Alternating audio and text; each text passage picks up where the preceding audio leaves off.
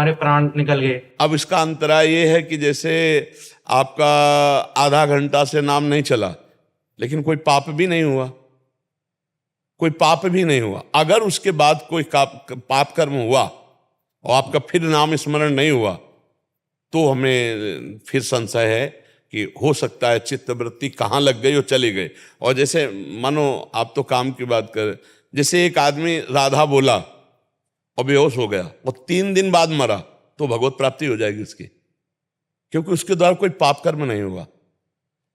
अब काम में जा रहे हैं, हम आधा घंटा किसी काम में रत है और आधा घंटा पहले राधा बोला था और वो काम पाप वाला नहीं है, हमसे पाप नहीं हुआ, तो हमें भगवत प्राप्ति हो जाएगी।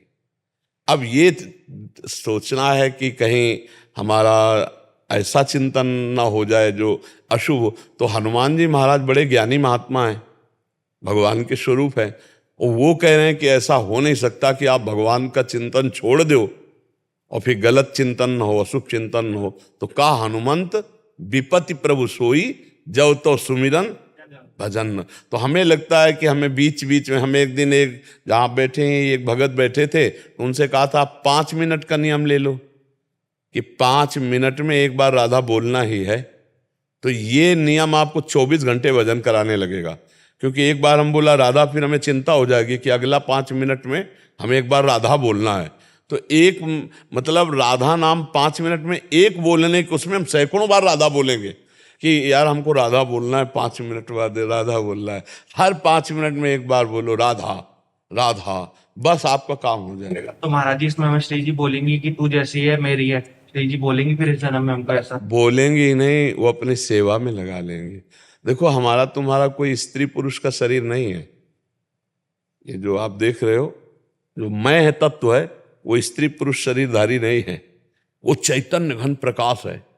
उसी प्रकाश से हम श्री जी की सेवा में जाते, दिव्य रूप हमारा। तो इसीलिए तो कहते खूब भजन कर लो। भजन मतलब ये समझो कि आपके पास रुपया है, रुपया, और रुपया बढ़िया है तो होटल में आराम से रुक जाओ, जो आदेश करो वो भोजन मिलेगा, वैसे सुविधा मिलेगी जैसा आपके पास रुपया है। बिल्कुल ठीक ऐसे ही भजन समझ लो। आप जितना भजन करोगे उतना ही आपको सुख मिलेगा।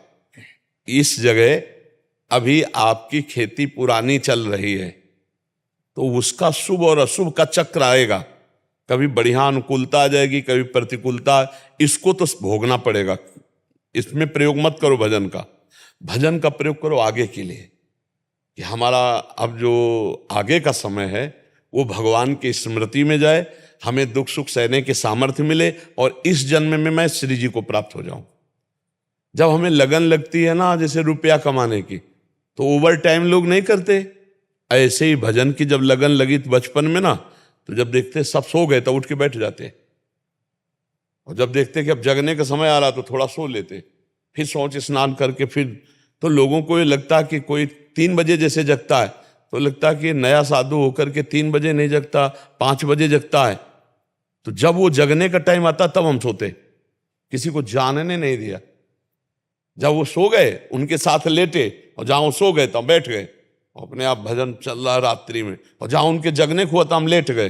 अब वो सोच स्नान को गए, आनंद से घंटा 2 घंटा आराम, फिर स्नान किया, फिर साधन में लग गए, दोपहर में थोड़ा विश्राम कर लिया। फिर जैसे गरीब आदमी रुपया कमाने में लगता है, ऐसे भजन में जब लगा जाता है तब संसार से पार हुआ जाता है। तो अच्छा ये चीज अंदर की है, अंदर अंदर की, माला ले ना ले कुछ करो ना, वो अंदर का है। अब मान लो अभ्यास बनाने के लिए आजकल तो काउंटर भी चल गए, अंगूठी की तरह, हाँ अंगूठी की तरह पहन लो, प्लस प्लस ऐसे कर रहे। अच्छा जेब में डाल लो, कोई दिखावा भी नहीं है, और इसमें मन भी लगता है कि आज हमने 50,000 जपा, आज हमने 1,00,000 जपा। तो इससे मन में रुचि पैदा होनी, क्योंकि नया मन है ना अभी माया से प्रभु की तरफ, नया नया स्वाद है उसको, तो इसको फंसाना है हमको।